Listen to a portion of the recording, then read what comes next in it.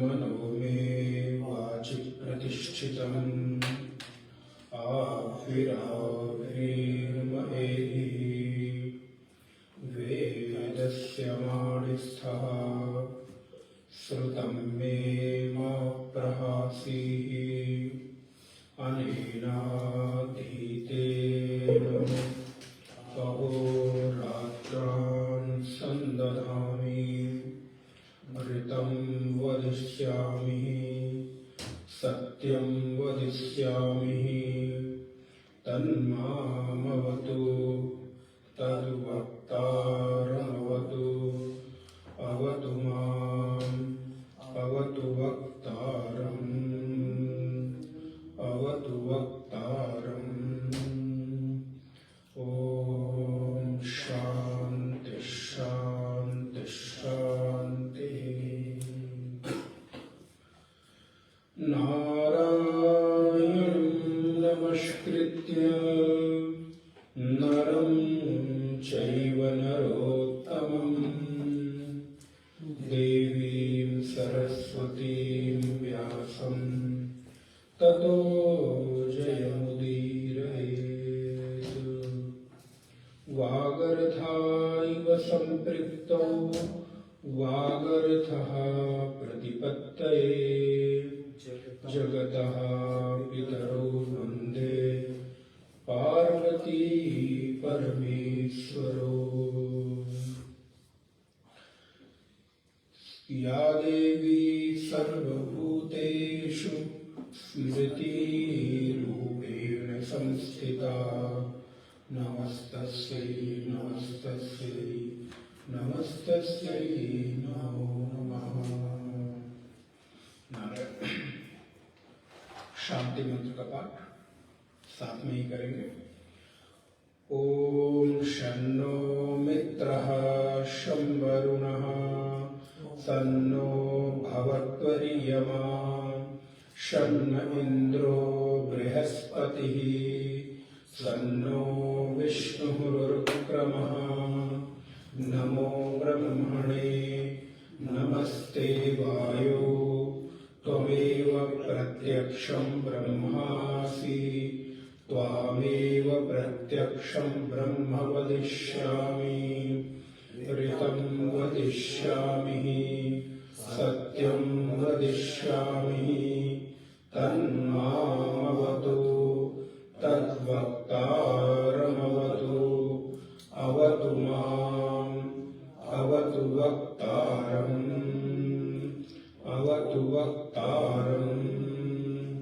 ॐ शान्ति शान्ति शान्तिः। पाठ करेंगे। ॐ शिक्षां व्याख्यास्यामः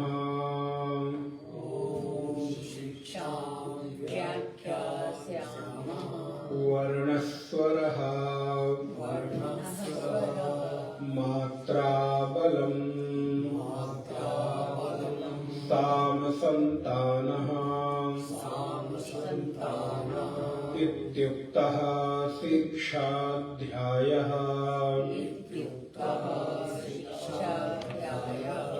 सहनौ यशः सहनौ ब्रह्मवर्चसम् अथातः संहितायाः उपनिषदं व्याख्यास्यामः। पञ्चस्वधिकरणेषु अधिलोकम् अधिज्योतिषम् अधिविद्यम् अधिप्रजम् अध्यात्मम्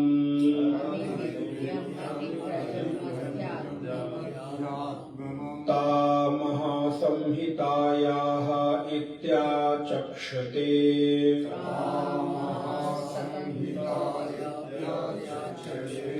अथाधिलोकम् पृथिवी पूर्वरूपम्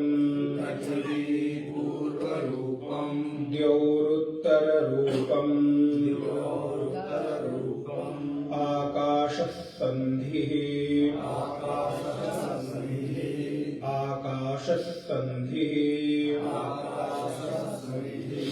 नारायण। पूर्व की कक्षा में हम लोगों ने देखा भगवती श्रुति के माध्यम से शिष्य अपने गुरु और अपने अंतःकरण की रक्षा की बात करता है, और ये सच भी है, जिससे हम लाभान्वित होते हैं, जिससे हमको कुछ मिलता है, हम उसके प्रति कृतज्ञ होते हैं। हमारी धारणा में उसके प्रति सदैव एक आभार भाव रहना चाहिए।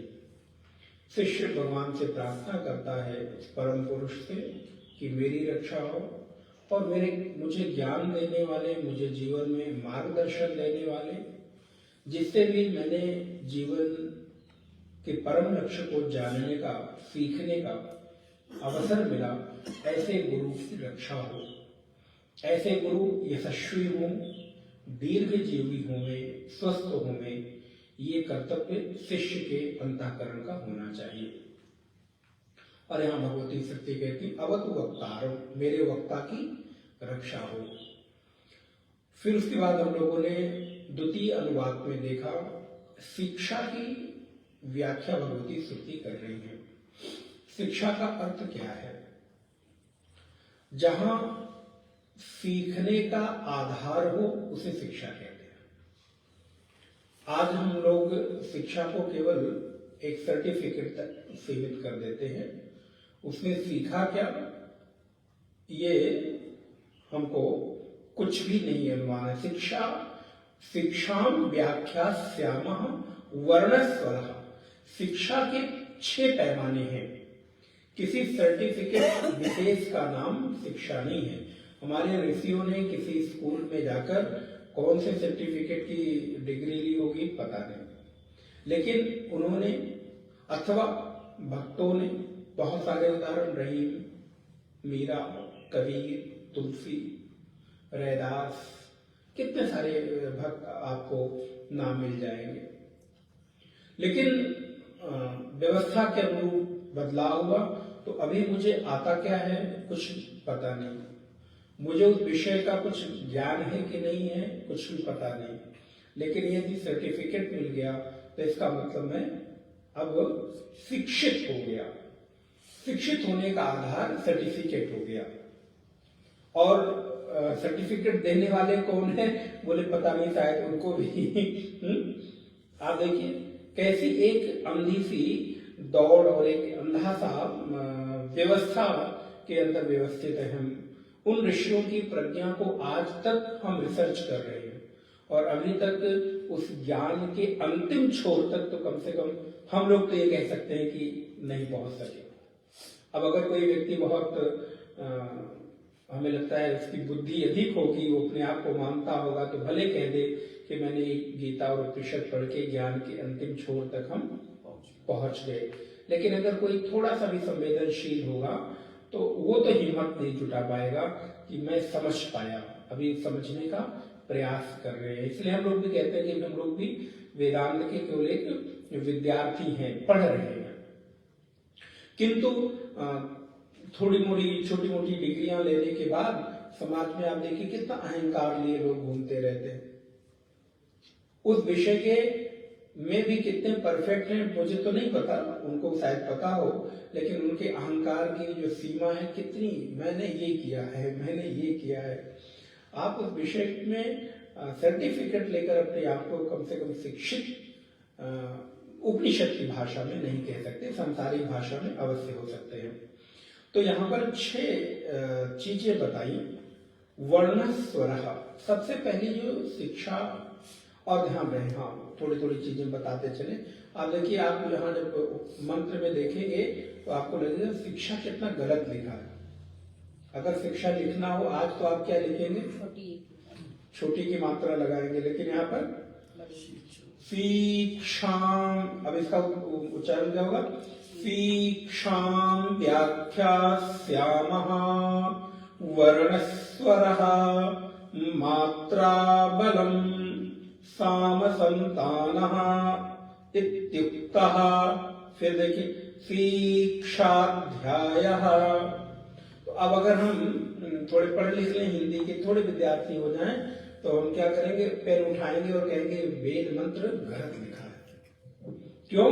क्योंकि शिक्षा तो ऐसा, शिक्षा पे छोटी की मात्रा लगती है, तो ये बड़ी की मात्रा लगी है। बोले नहीं नहीं, आपके ज्ञान के कसौटी पर वेद मंत्र खरे नहीं उतरते, ध्यान रखिएगा। मैं पुनः रिपीट कर रहा हूं, जो व्याकरण आपने पढ़ी है, आपकी व्याकरण तो खैर जो भी है, इवन पाणिनि व्याकरण भी वेद के अनुशासन में नहीं आता, अपितु वेद के अनुशासन में पाणिनि व्याकरण है, पाणिनि व्याकरण के अनुशासन में वेद नहीं है। इसीलिए इसको वैदिक प्रयोग कहते हैं या छांदस प्रयोग कहते हैं।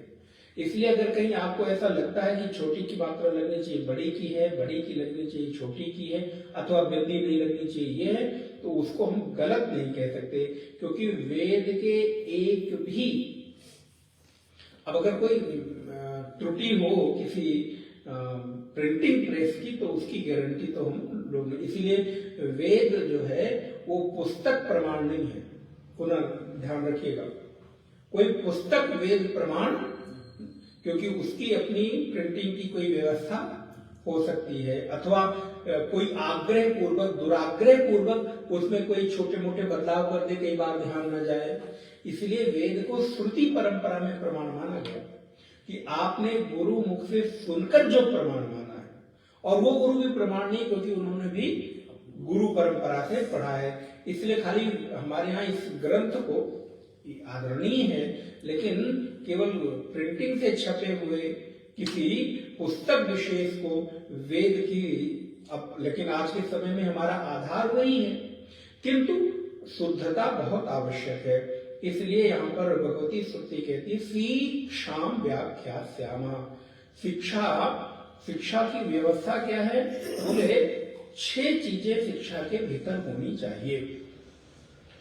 वो क्या है, तो भगवत शंकराचार्य भाष्य में लिखते हैं, शिक्षा शिक्षते अनया इति, जहां पर आप सीखते हैं, जहां पर आपको सीखने का आधार मिलता है, ऐसी व्यवस्था को शिक्षा कहते हैं।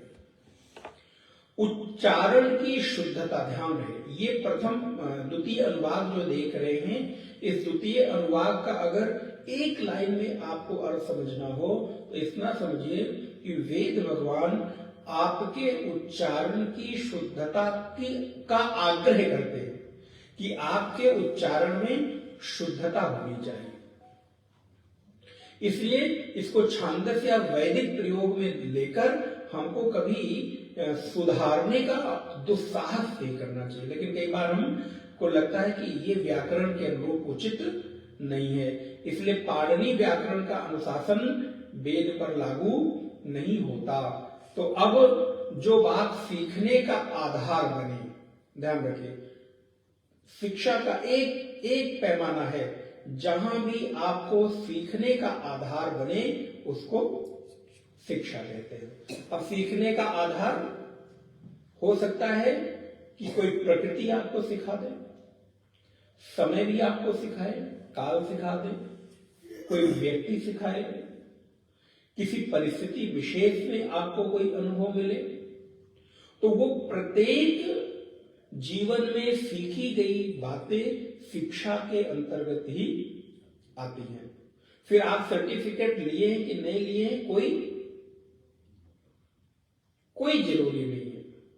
आपको मैंने शायद पूर्व में भी एक आध बार इस बात का निवेदन किया है कि हमारे यूनिवर्सिटीज में चले जाइए तो बड़े बड़े प्रोफेसर बहुत बड़ी बड़ी डिग्रियां लिए हैं, 2-2, 4-4 विषय में पीएचडी होंगे और बाकी तो जो होंगे, लेकिन कोई साधक जब जिज्ञासु बनता है तो उनके चरणों में जाकर श्रद्धा निवेदित हो सकता है, किसी ऐसे महापुरुष के चरणों में जाए, किसी ऐसे संतों के चरणों में जाए जिसके पास सर्टिफिकेट के नाम पे शायद हाई स्कूल की भी, इंटर की भी डिग्री हो? आप विचार करिए। इसलिए कबीर, रहीम, तुलसी, मीरा, रैदास, उद्योग, जितने वर्तमान के ले ले, पूर्व के ले ले, जितने भी हमारे आचार्य हुए, भक्त हुए, उनके चरणों में जाकर साधक निवेदन करता है, श्रद्धा प्रणिपात करता है और उनके द्वारा उपदेशित मार्ग पर चलकर साधक अपने परम लक्ष्य को, हो सकता है कि कोई प्रोफेसर हम लोगों से बेहतर एक एक लाइन के अर्थ, एक एक शब्दों के अर्थ तोड़कर बता दे, लेकिन जिज्ञासु के आधार पर वो जीवन में उतरता हुआ दिखाई नहीं पड़ेगा।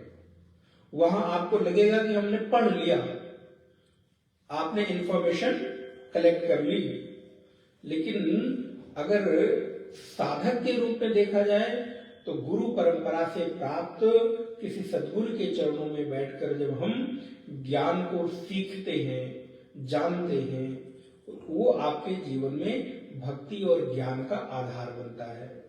इसलिए कहते हैं कि शिक्षा जहां आप सीखें, चाहे समय, परिस्थिति, काल, किसी ने पढ़ा है कि नहीं पढ़ा है, आपके शिक्षा को सीखने का आधार उसका सर्टिफिकेट नहीं होना चाहिए। हमें सीखने की बात आई तो मैं पूछूं कि भाई आप पहले सर्टिफिकेट दिखाओ अपना।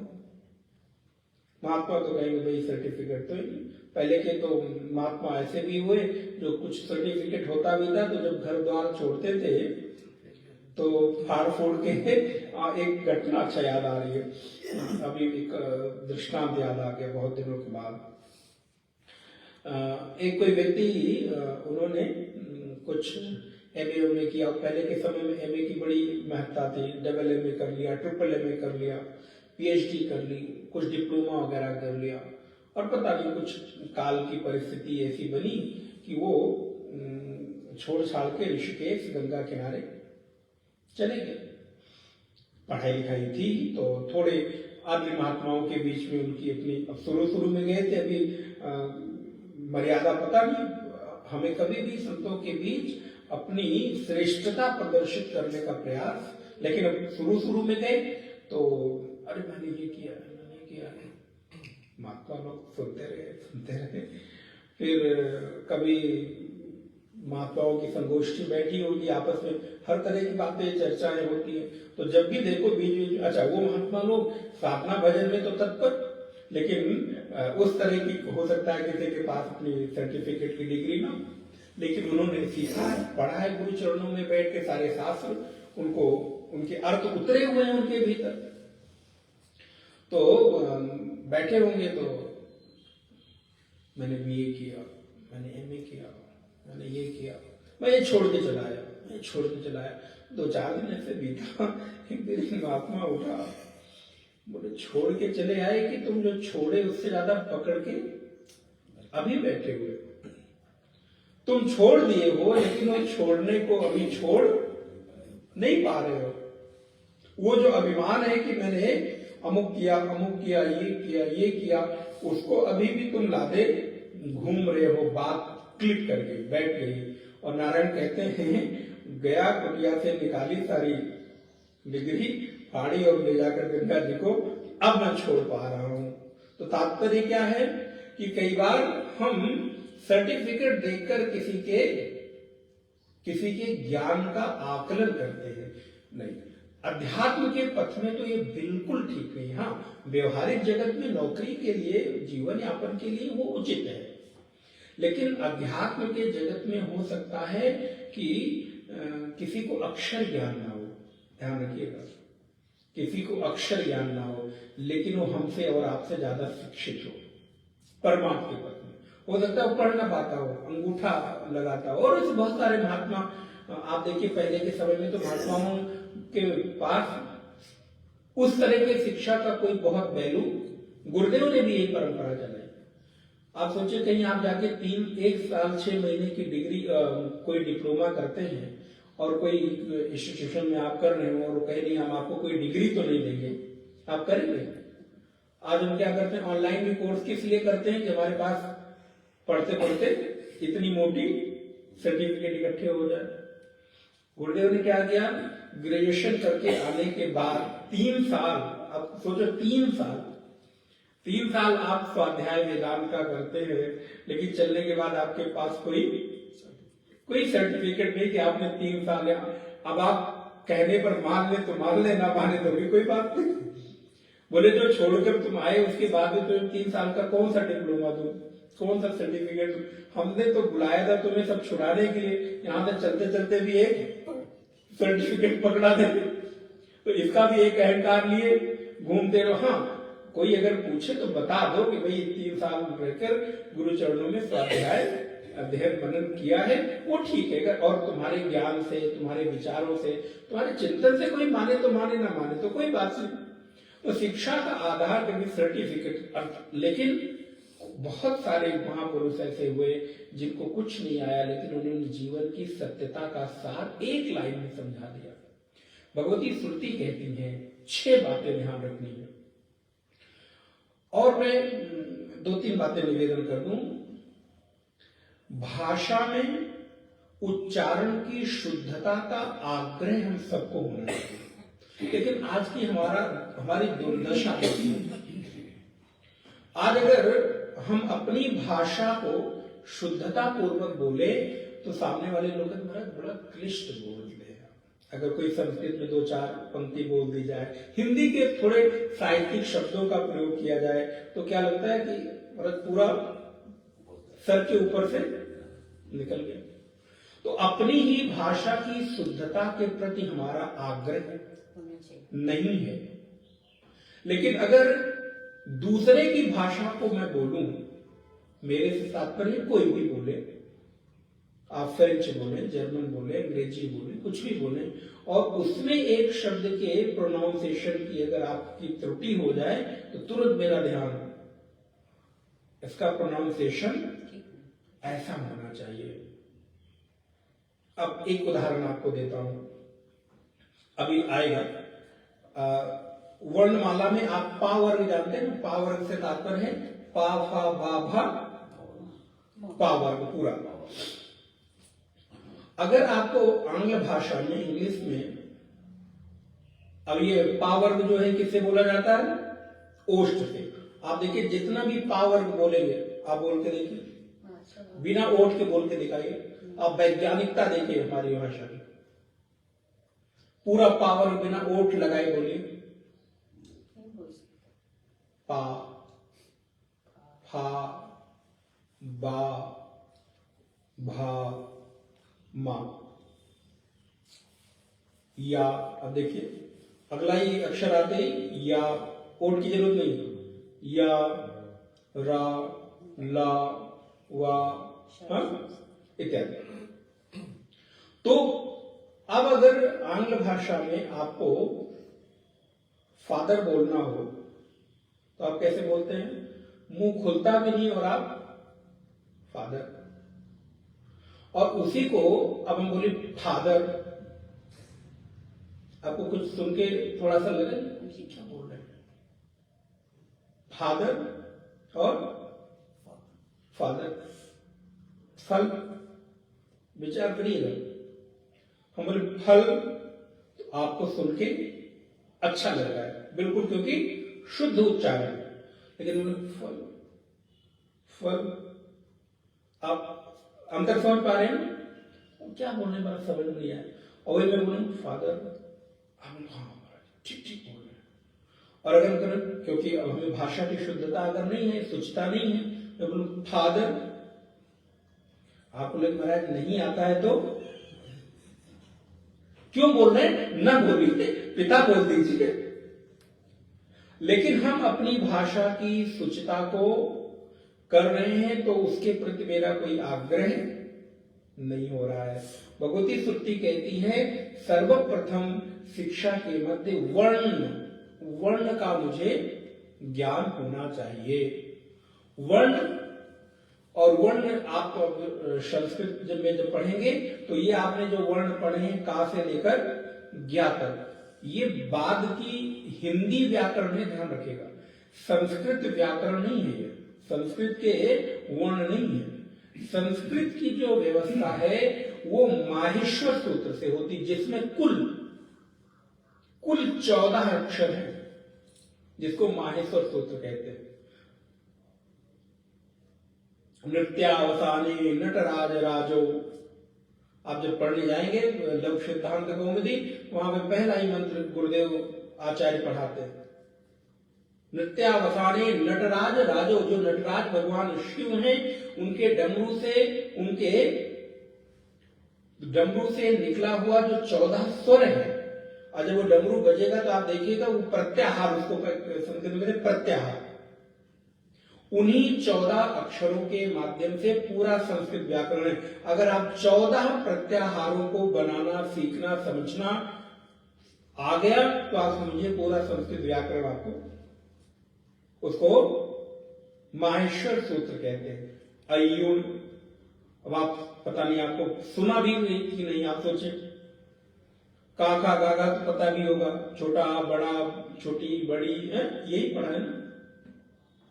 का खा गा गा अंगा च छ ज च, आज के बच्चों को तो बोला जाए तो शायद पता भी नहीं होगा, लेकिन संस्कृत व्याकरण में पूरे 14 अक्षर हैं कुल, जिसे माहेश्वर सूत्र कहते हैं। अय्युण, लृलिक, अय्यों, अय्यौच, हर, यम, गणनम, जव, जव गडदस, खफ, छठ, तव, कपय, सर्षर, हल। अब आप इन माहेश्वर सूत्रों को, प्रत्याहारों को अगर सीख जाए तो आप समझिए बोलना भी शायद हम लोगों को स्पष्टता से, अय्युन, लृलिक, अय्यों, अय्यवच, है वरट, लोण, यम, गणनम, जवय, जव गडदस, खफ, छठ, तव, कपय, सर्षर, हल। अब इसमें एक छोटा सा उदाहरण ले ले, नीचे का सर्षर, तीनों सा एक साथ बोला गया, लेकिन आज हमारे पास तीनों सा बोलने के लिए, आप सोचे जिस आंग्ल भाषा के प्रति हम इतने आग्रही रहते हैं और हमें लगता है कि अगर 4 लाइन कोई अंग्रेजी की बोल दे तो बड़ा पढ़ा लिखा हो गया। आप सोचे कितनी, अब मैं वो शब्द तो नहीं कह रहा हूं, लेकिन कितने सीमित उनके पास है। उनके पास अगर सा बोलना हो तो क्या है, एस, ए और एस एच, इसके अलावा कुछ है। लेकिन आपके पास भाषा की श्रेष्ठता, उच्चता और समृद्धिशीलता, उस भाषा के लिए मैं तो नहीं कहूंगा कि बहुत दरिद्र भाषा है, लेकिन हम अपनी भाषा को लेकर कितना समृद्ध है। दूसरा उदाहरण लीजिए, अगर उनके यहां पत्थर की कोई का उपमा देना हो तो पत्थर के लिए कितने शब्द हैं? छोटे बड़ों के लिए 1-2 शब्द आगे पीछे मिला के आप बना सकते हैं, लेकिन आपके यहां अगर कंकड़ होगा, फिर पत्थर होगा, शिला होगी, पहाड़ होगा, आप फिर जैसे जैसे उसका आकार बढ़ता चला जाएगा, उसके उच्चारण की व्यवस्था, और हम जब कंकड़ कहेंगे तो फिर अपने आप समझ लेंगे कि यहां पर बड़े पत्थर की बात, आपके पैर में पत्थर चुभ गया, कोई सोच सकता है? क्योंकि पत्थर चोट लग सकती है, लेकिन पत्थर चुभेगा कब? कोई पत्थर का एक टुकड़ा, एक कंकड़। ऐसे एक नहीं, बहुत सारे उदाहरण दिए जा सकते हैं, मगर व्याकरण की कक्षा नहीं हो सकती, नहीं ले सकते। तो वर्ण, हमारे यहां जो माहेश्वर सूत्र है, उन प्रत्याहारों के माध्यम से सारे के सारे प्रयोग किए गए। और दूसरा क्या है, तो बोले दूसरा यह है कि आप जब बोले तो जिन अक्षरों का जो स्थान है वहां से बोले। तो एक तो उनकी वैज्ञानिकता भी है, अगर आपको का वर्ग बोलना हो तो आप बिना कंठ के बोल नहीं सकते, का बोल के बताइए, ओठ की जरूरत नहीं है। जैसे भी मैंने आपको कहा पा बोलिए, तो पा बोलने के लिए आपको बिना ओठ लगाए पा, का बोलिए, पूरा का वर्ग, का, खा, गा, पूरा देखिए ओठ खुला हुआ है, लेकिन फिर भी आप पूरा उच्चारण का, खा, गा, घा, अंगा, चा, लेकिन अब देखिए जैसे चावल गाया फिर क्या हुआ, अब आपको तालव्य का प्रयोग करना होगा, आपकी जीवा को मूवमेंट करना होगा बिना जीवा के। और का आप बोल रहे थे, का के लिए जीवा को कोई रोल नहीं है, लेकिन जैसे ही आपको चावल बोलना हो, चा छा, आपकी जिह्वा जाकर तालव्य को जोर कर रही है, कुछ वहां स्पर्श कर रही है।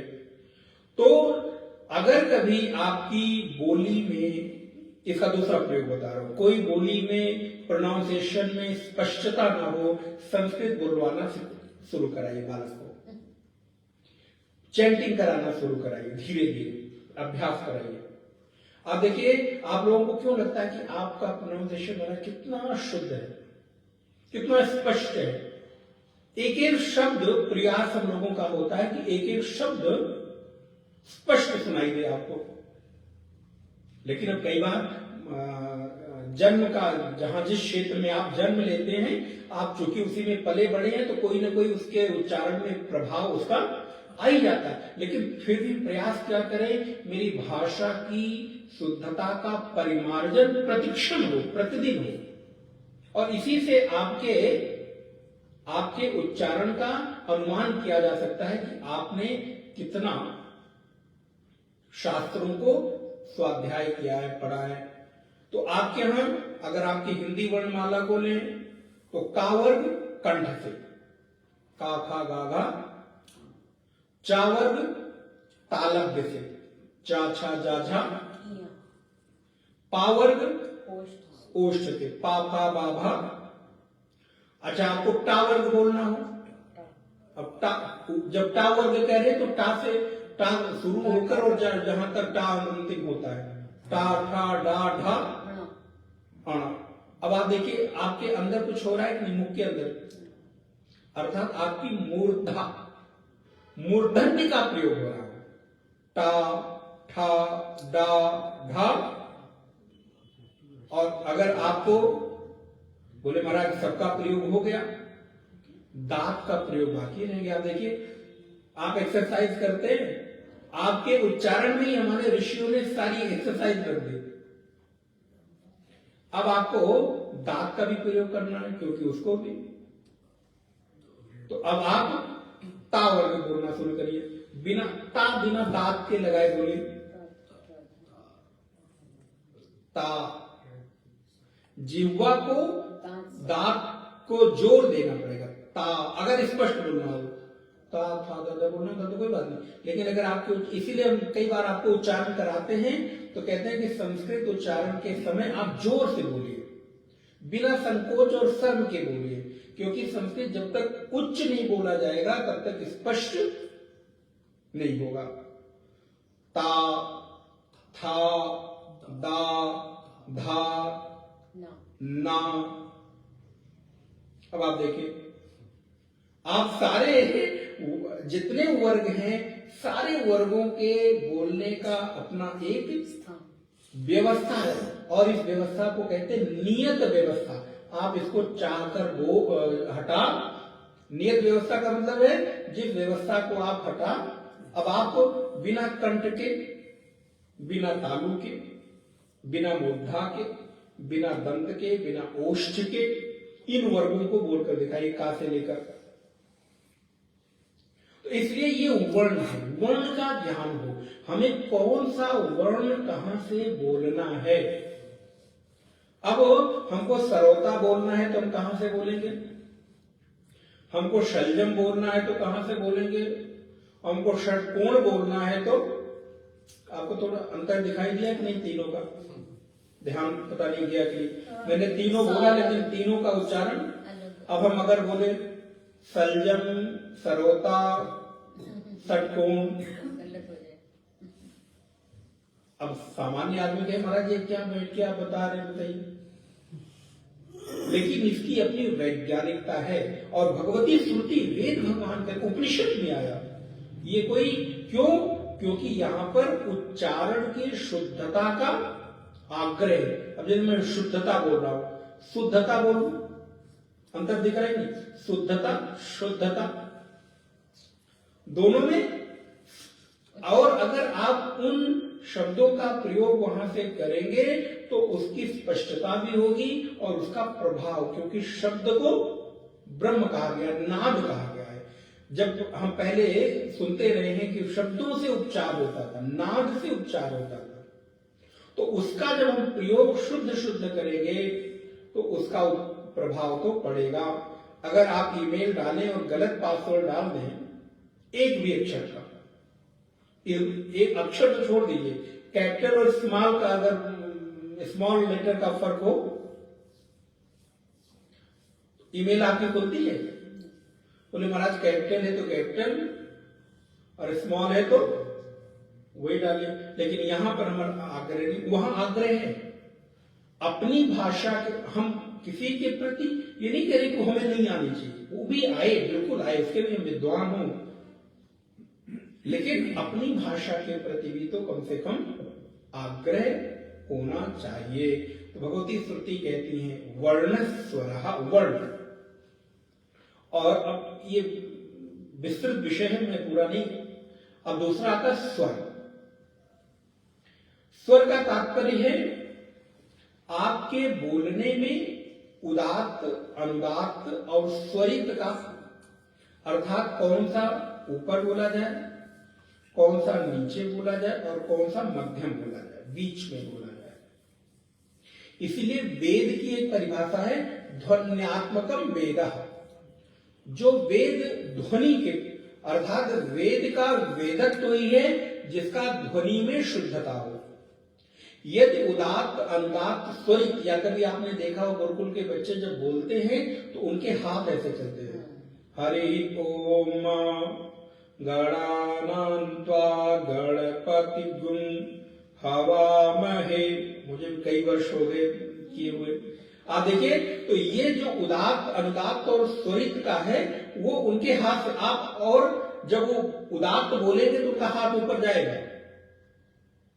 जब वो अनुदात्त बोलेंगे तो उनका हाथ नीचे जाएगा, जब वो स्वरित बोलेंगे तो उनका हाथ इधर जाएगा। आप कभी देखिए गणान, जैसे हरि ओम गणानान्त्वा गणपतिगुं हवामहे प्रियाणां त्वा प्रियपतिगुं, जब तक वो स्वरित है तब तक हाथ ऐसे ही बना। अब व्यक्ति को ना पता, बोले क्या कर रहे हैं, और कितने लोगों ने आक्षेप किया, अब उनको नहीं पता है। अब मैं नाम किसी का लूं तो किसी को चोट पहुंचे, लेकिन हम उन शिक्षा व्यवस्थाओं में रहकर इसकी शुद्धता के प्रति आग्रही नहीं रह गए। लेकिन फादर को अगर फादर बोल दें तो हमारा एकदम दिमाग सन्न हो जाए, मैंने क्या क्या बोल के रहे। लेकिन हम अपनी शुद्धता को अगर आग्रही बनाने का बात करें तो उसके लिए फिर हम रूढ़िवादी हो गए। फादर बोलने में रूढ़िवादी नहीं हो रहे, मतलब मैं किसी की निंदा नहीं कर रहा हूं, लेकिन हमारा आग्रह हो, तब हम रूढ़िवादी नहीं हो गए। क्या महाराज पुरानी पंडितों की भाषा, लो भाषा भी केवल पंडितों की होती है क्या? आपको भाषा तो ऐसे तो कह दिया जाए तो अंग्रेजी तो खाली पोगों की भाषा हो गई। अगर आप यहाँ पर खाली भाषा को एक जाति विशेष से, ज्ञान विशेष का धारण करने वाले पंडित विशेष से, महात्माओं से जोड़कर रख देते तो आपको वहां भी ये बात करनी चाहिए ना। उर्दू की भाषा का जो विद्वान हो खाली मौलवी तक जोड़कर रख दो, फिर आप उसका प्रयोग मत करो।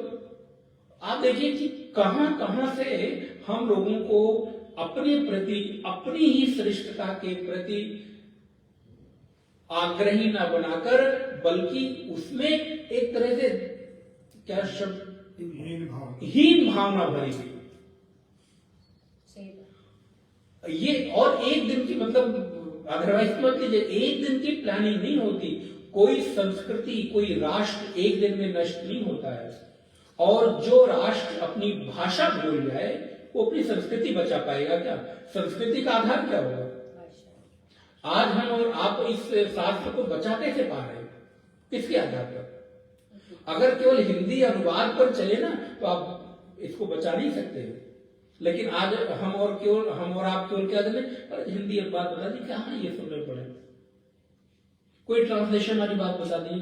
आप हिंदी भाषा को हम वो नहीं करें, ट्रांसलेशन के आधार पर संस्कृत को कभी बचा संरक्षित नहीं कर सकते। और आपकी संस्कृति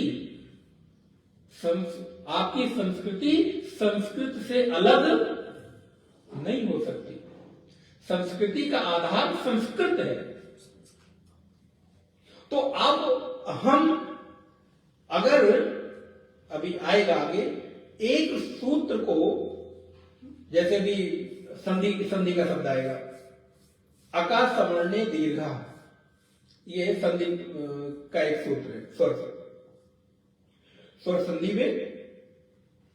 तो अब अका समर्णे दीर्घा, इसकी हिंदी व्याख्या आपको समझाने के लिए कम से कम 10 पेज चाहिए, लेकिन ऋषियों ने क्या किया, बोले एक सूत्र छोटा सा बना दिया, इसको संरक्षित करने में भी आसानी, याद करने में भी आसानी। अभी आपकी विद्वता है, आपका आग्रह है कि आप इसको विस्तार करते रहो। ये ध्यान रखिए, इसलिए नहीं किया जाए कि इसको रहस्य बनाने के लिए। कई बार क्या कहते हैं, पंडितों ने संस्कृत को ऐसा रूढ़ बना दिया कि वो उन्हीं तक सीमित हो जाए। नहीं, उसको दीर्घ काल तक संरक्षित करने का प्रयास था। इसलिए उन बड़े बड़े सूत्रों को, बड़े बड़े व्याख्यानों को छोटे से सूत्र में पिरो दिया गया। और सूत्र की परिभाषा ही है, जो सूत्र देखने में छोटे तो लगे, लेकिन जब विस्तार करने के लिए जाओ, एक उदाहरण ले लीजिए, ब्रह्म कितना छोटा है। आप विस्तार करने के लिए बैठे, उपनिषद पढ़ते चले जाओ, ब्रह्मसूत्र पढ़ते चले जाओ, फिर भाष्य पढ़ते चले जाओ। तो इसलिए दूसरी चीज आई वर्ण स्वर। स्वर क्या है, बोले उदात्त, अनुदात्त और स्वरित, अर्थात भाषा की डिसिप्लिन होनी चाहिए। अगर मैं ऐसा कहूं, अगर किसी भाषा के डिसिप्लिन नहीं है तो इसका मतलब आप उसके प्रति आग्रही नहीं है। अब एक उदाहरण मैं देता हूं। आप लोगों ने भागवत कथा में एक ऋषि का नाम सुना होगा, त्वष्टा ऋषि। त्वष्टा नहीं, त्वष्टा, त्रा के नीचे भी त्वष्टा ऋषि। अब हम लोगों को तो हमारी स्थिति तो क्या है, हम बोले अश्वत्थामा बोलो तो हम क्या बोलते हैं, हमको अश्वत्थामा बोलते हैं, उस बेचारों को अस्वस्थ कर देते हैं। अश्वत्थामा बोलने की जगह अस्वस्थामा। युधिष्ठिर, आप देखिए कितने शब्द ऐसे, तो हम लोग को चूंकि चाहकर भी उसको हम दूसरे अशुद्ध बोल ही नहीं पाते, क्योंकि अभ्यास ऐसा हो गया। अब अश्वत्थामा बोलना है तो अश्वत्थामा बोलने के लिए हम लोगों को सोचना पड़ता है, क्योंकि वो अभ्यास में आ गया। तो इसलिए भाषा की शुद्धता हो, और कोई व्यक्ति शुद्ध बोल रहा हो, साहित्य बोल रहा हो, तो उसको लगे महाराज, इसका मतलब आप अभी भाषा की शुद्धता के प्रति आग्रही और होना चाहिए। तो एक ऋषि है त्वष्टा ऋषि। हुआ क्या कि उनको एक यज्ञ करना था। यज्ञ किस लिए करना था कि मेरा पुत्र बलवान हो, और मेरा पुत्र बलवान होगा तो वो इंद्र को परास्त करेगा, अर्थात इंद्र को परास्त करने वाला, इंद्र को मारने वाला पुत्र पैदा हो। इसके लिए उन्होंने एक यज्ञ प्रारंभ किया। तो उस यज्ञ में उन्होंने जो मंत्र लिखा, भागवत जी में आएगा विस्तार से, इंद्र शत्रो विवर्धस्व, ध्यान दो, इंद्र शत्रो विवर्धस्व। इंद्र जिसका शत्रु है, उनका उद्देश्य क्या था कि इंद्र जिसका शत्रु है उसका वर्धन हो, अर्थात जो मेरा पुत्र पैदा हो वो वृद्धि को प्राप्त हो।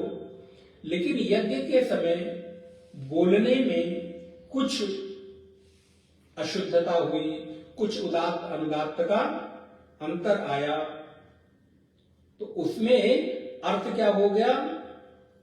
इंद्र रूपी शत्रु रूपी इंद्र का वर्धन हो, शत्रु रूपी इंद्र बढ़े, शत्रु रूपी इंद्र बलवान हो। जबकि उद्देश्य क्या था? जिस लड़के का शत्रु इंद्र है, जिस लड़के का शत्रु इंद्र है वो श्रेष्ठ हो, बलवान हो। लेकिन अर्थ ही क्या उल्टा हो गया? इंद्र बलवान हो। अब ये अंतर आया कैसे? बोले बस उदात्त अनुदात्त और अर्थात जिस प्रयोजन और उद्देश्य को लेकर चल रहे थे वो बिल्कुल उलट गया। इंद्र शत्रु विवर्धस्व, तो इंद्र के शत्रु की वृद्धि हो, हम चाहते ऐसा है। लेकिन हो गया कि मेरे लड़के का जो शत्रु इंद्र है वो बलवान हो, और एक पुत्र पैदा हुआ, उसका नाम है वृत्रासुर। फिर बाद में वो इंद्र के हाथों ही मारा गया। तो इसलिए वर्ण स्वर मात्रा बलम। तीसरा आता है कि मात्रा। मात्रा का अर्थ है कि काल, जब हम मात्रा की बात करते हैं तो बोलने के अंतर में जो काल आता है उसको मात्रा कहते हैं। भगवत पाद कहते हैं, भाष्य देखें, तत्र वर्ण अकारादि। अकारादि जो वर्ण है इसको मैंने आपको बता दिया। स्वरा उदात्तादि, बस उन्होंने खाली संकेत कर दिया। क्यों पता है? क्योंकि भगवत पाद को लग रहा है कि आप ये सब पढ़ के अब हमको इतना विस्तार की आवश्यकता नहीं है। उनको लग रहा है कि जब आप उपनिषद पढ़ने बैठे तो आपको अक्षर ज्ञान थोड़ा कराना चाहिए। इसका मतलब है कि आपने पहले पढ़ लिया है। तो मैं खाली इतना कह दूं, उदात्त अनुदात्त और स्वरित, इतना नहीं कहने की जरूरत नहीं। उदात्त आदि, जब उदात्त आदि कह दें तो इसका मतलब आप तीनों को अपने आप, इसलिए देखिए उन्होंने एक लिख के छोड़ दिया। अकार, अब मैंने देखिए कितना आपको पावर गलग, आवर गलग, कावर गलग सब बताना। भगवत पाद ने क्या किया? अकार आदि। अब आप समझते हो, तो इसलिए उपनिषद पढ़ने के पूर्व हमने थोड़ा तो कुछ पढ़ा होगा, ऐसा आचार्य मानकर चलते हैं। तो अकार आदि, स्वर उदात्त आदि, उदात्त अनुदात्त और स्वरित, मात्रा। अब हम तीसरे नंबर पर आए, मात्रा। ह्रस्वाद्याः। अब आप देखिए कई बार हम लोग जब जोर देकर बोलते हैं तब आप लोगों को तो नहीं, लेकिन कुछ लोगों को लगता होगा अब शायद अशुद्ध बोल रहे, इतना जोर देकर बोल। ह्रस्वाद्याः, अब जब उसको बोला जा रहा है तो लग रहा है कि हम बना के बोल रहे हैं, नहीं, जबकि उस भाषा की मांग यही है कि आप उसको वैसे ही बोले। ह्रस्वाद्याः, तो बोले ये क्या है? बोले जो आपके बोलने में काल लगता है, समय लगता है बोलने में। जैसे आपको छोटी और बड़ी की मात्रा बोलनी हो तो अंतर होगा कि नहीं? जैसे हम और आप जो हर रोज बोलते हैं, हरी और हरी, फर्क आया कि नहीं? अगर हम हरी बोलते हैं तो उसका अर्थ बिल्कुल अलग है, और जब हम हरि बोलते हैं तो उसका अर्थ बिल्कुल अलग है। अगर हमको हरि ओम लिखना हो तो हम हरि ओम लिखेंगे तो अशुद्ध हो गया। रा के ऊपर अगर बड़ी की मात्रा लिखी गई तो वो नमस्कार वाला, हम लोगों के जो आपस में जब हम परिचय करते हैं, अभिवादन करते हैं, तो हरि वाला वो हरि नहीं रह गया।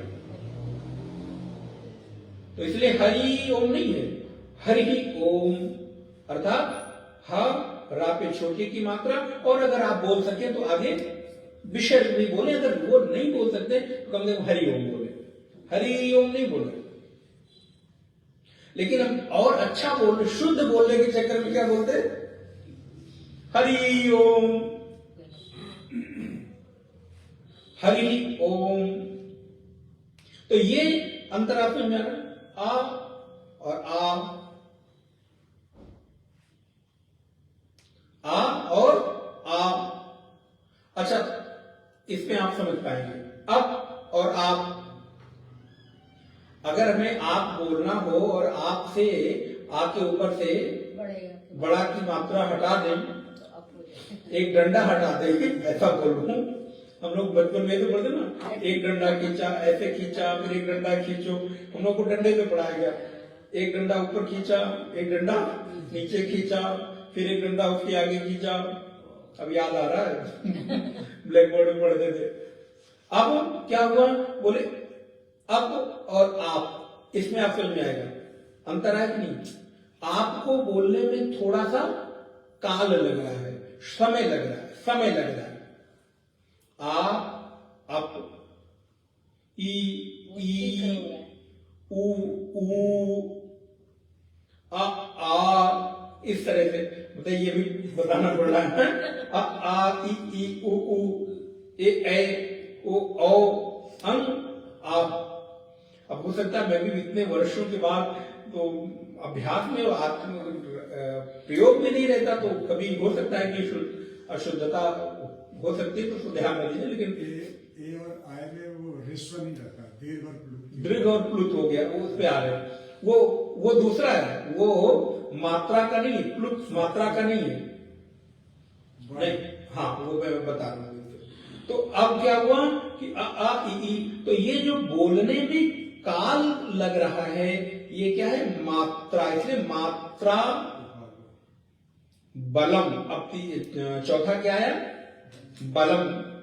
बलम का अर्थ है कि आपके बोलने के भीतर जो जोर है और जोर के साथ दीर्घकालीनता है।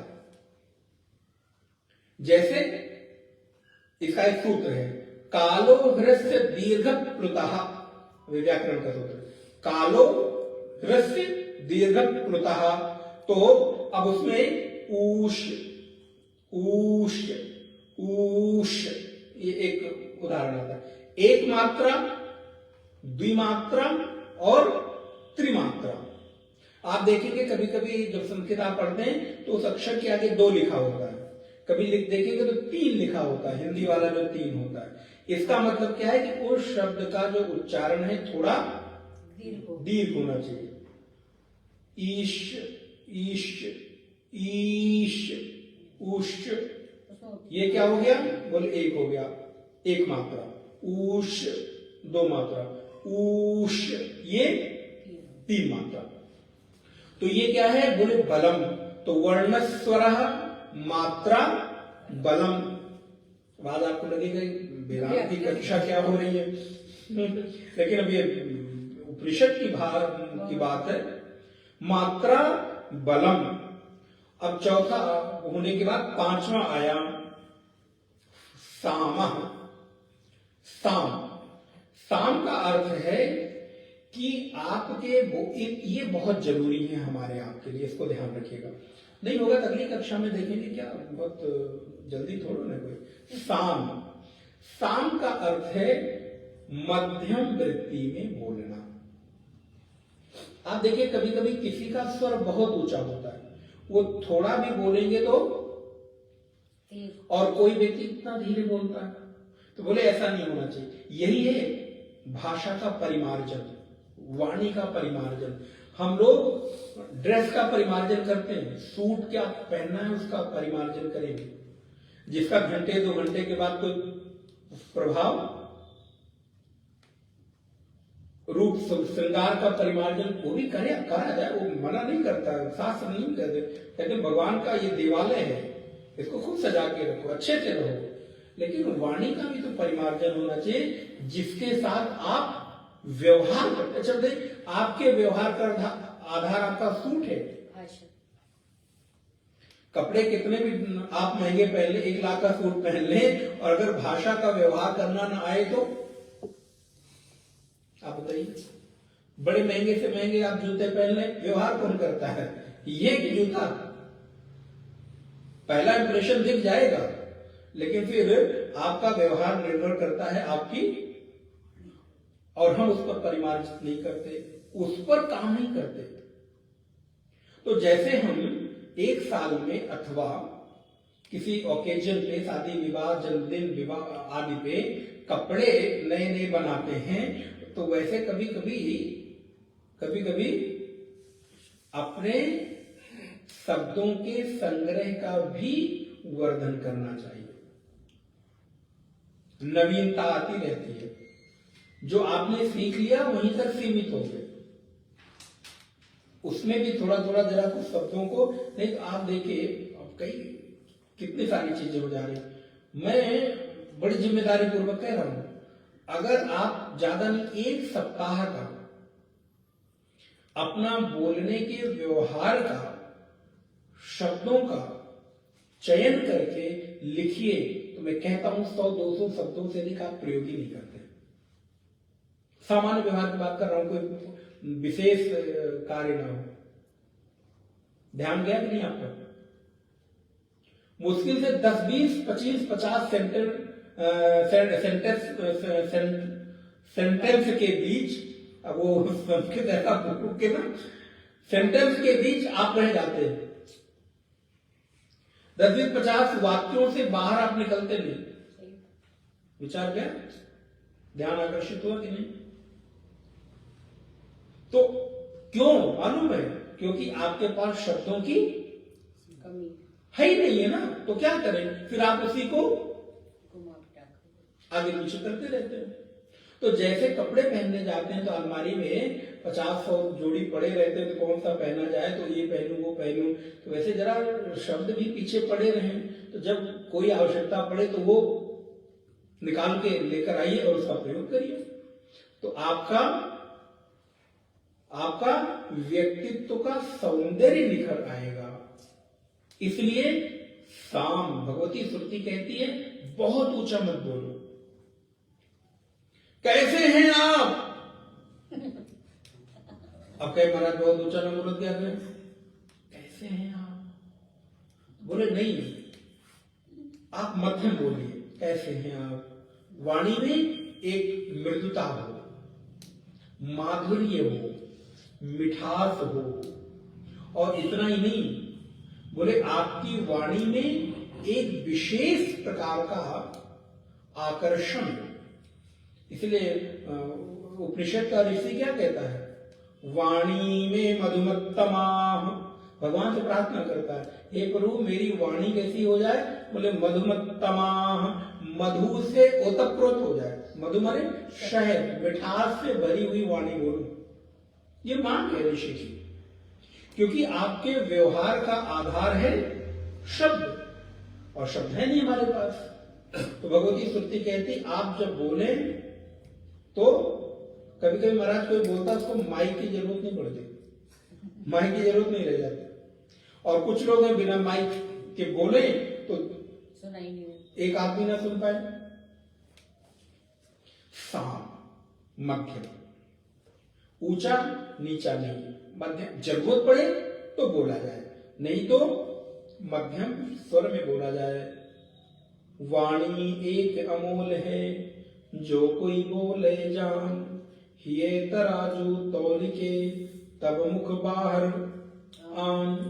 तो वाणी का ये परिमार्जन हो। भगवती श्रुति देखिए क्या क्या वेद भगवान सिखा रहे। साम संतान, अब ये संतान वाला संतान नहीं है, संतान।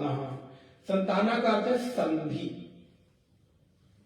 आप देखिए हम लोग कभी इसी मंत्र में देख लीजिए, संताना के आगे एक शब्द क्या लिखा है? इत्तिक्तः, इत्तिक्तः। अब अगर इसको तोड़ के पढ़ना हो तो क्या होगा? इति उक्तः। अब अगर हमको न पता हो, किसी को न, महाराज आप तो अशुद्ध पढ़ रहे हैं, तो वो कभी संधि के साथ पढ़ा जाता है और कभी संधि विक्षेप के साथ। तो इत्युक्तः, वैसे तो प्रशस्त यह है कि संधि के साथ पढ़ना प्रशस्त माना जाता है। बहुत आवश्यकता जब पड़ती है तब संधि विक्षेप करना चाहिए, क्योंकि संधि विक्षेप पढ़ने के लिए नहीं बनाया गया। ध्यान रखिए, संधि विक्षेप अर्थ निष्पादन के लिए बनाया गया है। जब आप किसी श्लोक का अर्थ करने जाएं तब आप संधि विच्छेद करके तोड़ तोड़ के अर्थ बताएं। लेकिन जब आपको पाठ करना हो, बोलना हो, तो संधि के साथ करें, संधि के साथ बोले, वो ज्यादा परिमार्जित माना जाता है। इत्युक्ता, अब हम इसको इति युक्ता भी पढ़ सकते हैं, इति उक्ता। लेकिन देखिए उक्ता को या बन गया, ऊ का यू बन गया। कैसे? बोले संधि के सूत्रों के अनुसार। संधि कैसी है? तो बोले महाराज संधि 3 प्रकार की होती है। आपकी कक्षा तो मुझे लगता पूरी संधि 3 प्रकार की है। स्वर संधि, व्यंजन और विसर्ग संधि, 3 प्रकार की संधियां होती है। स्वर संधि में फिर भेद आ जाएगा। 5 भेद। स्वर संधि 5 प्रकार की है, जिसमें अक्षर, अब आप थोड़ा पढ़िएगा, जो किसी शब्द का अंतिम अक्षर और सामने वाले आगे वाले अक्षर का पहला अक्षर, दोनों को मिलाकर एक विशेष प्रकार का वर्ण तैयार हो जाता है। अब यहां देखें इत्युक्तः, ये संधि है, लेकिन अगर इसको हम तोड़े तो इति उक्तः, या चला गया। बोले महाराज या ही गायब कर दिया आपने, कितना अशुद्ध बोल रहे हैं।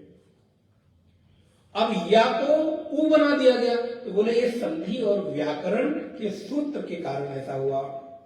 तो इसलिए हम लोग इस पर आए, संधि सहित उच्चारण प्रशंसनीय है, प्रशस्त है। लेकिन अगर आप संधि विच्छेद करके भी पढ़ते हैं तो भी कोई दोष, लेकिन आग्रह क्या है? शुद्ध हो।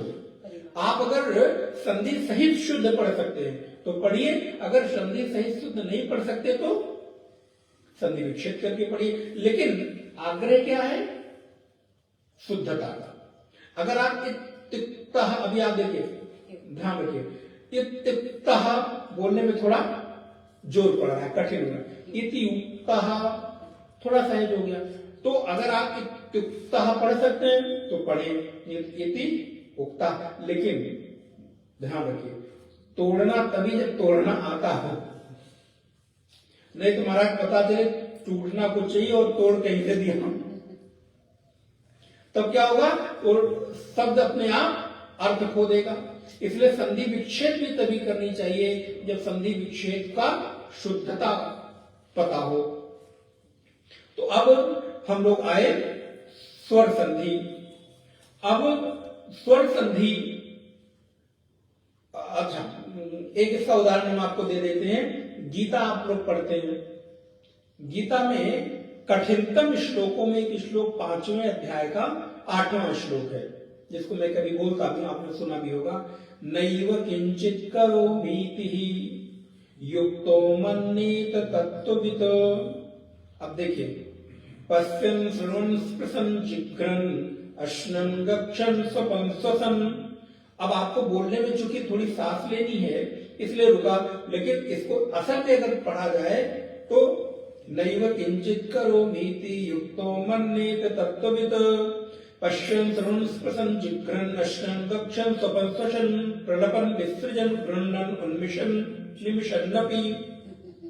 लेकिन अब वो चूंकि क्लिष्टता आ गई, तो कभी आप देखेंगे कि एक ही वाक्य में पूरा का पूरा श्लोक आ गया।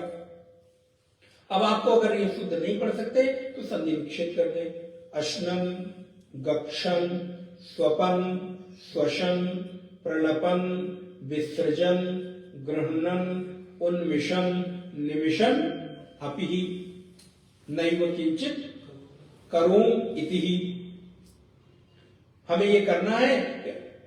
अब आपके ऊपर है कि आपका आग्रह किसमें और आपकी सामर्थ्य क्या है। हालांकि ये तो हम लोग बच्चों को जब पढ़ाते हैं तब वो कक्षाएं अब आप लोगों के लिए तो अध्यात्म की है, लेकिन अब वो विषय ऐसा है। तो संधि अथवा संधि विच्छेद के सहित तो शुद्धता और अशुद्धता पर हमारा ध्यान जाए। अब संधि क्या है? 2 वर्णों का जो सन्निकर्ष है।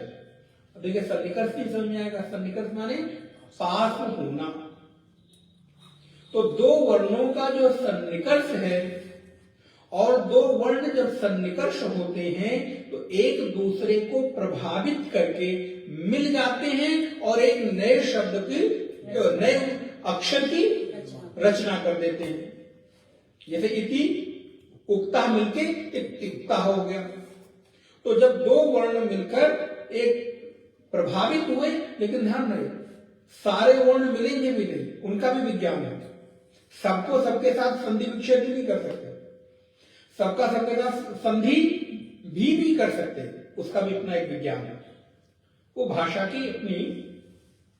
तो अब यहां पर अगर हम देखें तो स्वर संधि, तो स्वर संधि में आप जहां से पढ़कर आए हैं विद्यालय, अब ये दो अक्षर हैं, दो शब्द अलग अलग हैं, विद्या धन आलय। विद्या माने ज्ञान, आलय माने निवास, लेकिन दो को मिला दिया गया। अच्छा, अगर हम विद्या धन आलय अलग अलग लिखें तो दो अलग अर्थ निकलेंगे, लेकिन एक साथ विद्यालय लिखें तो अर्थ अलग। आपको अगर विद्यालय लिखना हो लेकिन आप विद्या लिख के आलय लिख दें, तो अगर कोई विद्वान है वो भाव ना समझे, खाली अक्षर से शब्द से अर्थ निकाले, तो विद्या का अर्थ क्या करेगा, एक एरो बनाया उसके नीचे लिख देगा ज्ञान, नॉलेज, और आलय के नीचे एरो बनाएगा और क्या लिख देगा, निवास, घर। लेकिन आपने दोनों को विद्या प्लस आलय इसका टू कर दिया तो विद्यालय हो गया। अब क्या अर्थ हो गया, विद्या का आलय, निवास स्थान, घर स्थान। तो विद्यालय ये क्या है, स्वर संधि। स्वर संधि में भी कौन सी संधि है, दीर्घ, दीर्घ संधि। और इसमें सूत्र क्या लगा, बोले आकाश सवर्णे दीर्घा, ये लघु सिद्धांत कौमुदी का सूत्र है, आकाश सवर्णे दीर्घा विद्यालय। अब पूर्व रूप संधि बहुत सारी विस्तार अपेक्षित तो नहीं है। अब हमें ये विचार करना है कि मेरा शुद्धता के प्रति विचार करना है कि अथवा नहीं करना है। तो दीर्घ स्वर संधि, विसर्ग संधि और नारायण व्यंजन संधि। आप देखेंगे जैसे लिखना हो, नी लिख के आप देखते हैं विसर्ग लिखा हो, निसंकोच। अब वहां पे विसर्ग हो गया, तो विसर्ग का अर्थ था हा, संकोच। अब इसी में देखिए शिक्षाध्याय, तो जहां विसर्ग लिखा है दो बिंदी लगी है, इसका मतलब ये नहीं हुआ कि उसका कोई औचित्य नहीं रह गया, उसका भी एक अपना अर्थ होता है। शिक्षाध्याय, हा आपने बोला तो शुद्धता के साथ बोला। साम संतान, अगर मैं बोलूं साम संतान, साम संतानः, इत्युक्तः, इत्युक्तः, शिक्षाध्यायः। तो अब यहां पर स्वर संधि के 5 प्रकार, दीर्घ संधि, गुण संधि, वृद्धि संधि, यण संधि और अयादि संधि। इस प्रकार के ये स्वर संधि के 5 भेद होते हैं। अब बहुत सारे सूत्र इसमें लगा सकते हैं। आकाश वर्णे दीर्घा, जैसे धर्मार्थ। अब मैं धर्म और प्लस अर्थ अलग अलग लिखूं तो क्या होगा, अलग अलग अर्थ होगा कि नहीं। धर्म का अर्थ अलग हो गया, अर्थ का अर्थ अलग हो गया, लेकिन दोनों को अगर हमने जोड़ दिया आकाश वर्णे दीर्घा से तो क्या हो गया, धर्मार्थ। हिम आलय, हिम का अर्थ होता है बर्फ, आलय का अर्थ होता है घर, निवास, लेकिन दोनों को हमने जोड़ दिया तो हिमालय, विद्यालय, धर्मार्थ। तो अ और आ मिलके आ हो गया, ध्यान रखिए। हिम का आ, गीता में आपने पढ़ा, कोई भी अक्षर आ के बिना, मैं सभी अक्षरों में भगवान कृष्ण क्या कहते हैं, आम। अक्षराणाम अकारोस्मि, सभी अक्षरों में मैं अकार हूं। कोई भी शब्द बिना आ के बोल के दिखाइए। का, सब में आ है, खा, गा। तो भगवान क्या कहते हैं, सभी अक्षरों में मैं आ हूं। तो सारे अक्षर कृष्ण हो गए, उनके अतिरिक्त कोई हो नहीं सकता। तो धर्मार्थ, तो धर्म और अर्थ। लेकिन धर्मार्थ जब लिखना होगा तो धा और मां के ऊपर आ की मात्रा आ जाएगी। धर्म देखिए और अर्थ, यहां धर्म में मां पे आ की मात्रा नहीं है, यहां अर्थ में आ के ऊपर आ की मात्रा नहीं है। लेकिन जब दोनों को जोड़ा तो क्या हो गया, धर्मार्थ। अब इधर वाला जो आ है वो आ ऐसा जो था वहां से हटके मां के ऊपर डंडे के रूप में लग गया। आपको समझाने के लिए बता रहे, धर्मार्थ। हिम आलय, हिमालय, हिम मां पे कोई मात्रा नहीं है, लेकिन जब हमने जोड़ा तो मां के ऊपर मात्रा लग गई, हिम आलय। वो जो आ के ऊपर आ की मात्रा थी वो कहां पे लग गई, मां के ऊपर लग गई, तो वो हिमालय हो गया। तो इसी प्रकार स्वर संधि फिर व्यंजन संधि। व्यंजन संधि का अर्थ होता है व्यंजन या स्वर के मेल होने पर जो शब्द बने, जैसे शरद चंद्र, उज्जवल, और बहुत सारे उदाहरण हो सकते हैं। और उसके बाद है विसर्ग संधि। तो विसर्ग संधि का उदाहरण आप क्या लेंगे, जैसे मन अनुकूल। अब इसको अगर जोड़ना हो तो क्या बन गया, मनोनुकूल। तो जो विसर्ग था वो ओ बन गया, मन अनुकूल, तो वो विसर्ग ओ बन गया, मनोनुकूल हो गया। उसके बाद अधा गति, अधो गति, तो द्या के ऊपर ओ की मात्रा लग गई। तो इस प्रकार विसर्ग संधि। तो भगवती श्रुति कहती हैं वर्णस्वर मात्रा बलम साम संतानः इत्युक्तः शिक्षाध्यायः। बोले बस शिक्षाध्याय बोला, इतनी ही शिक्षा है। महाराज बस इतनी ही शिक्षा है।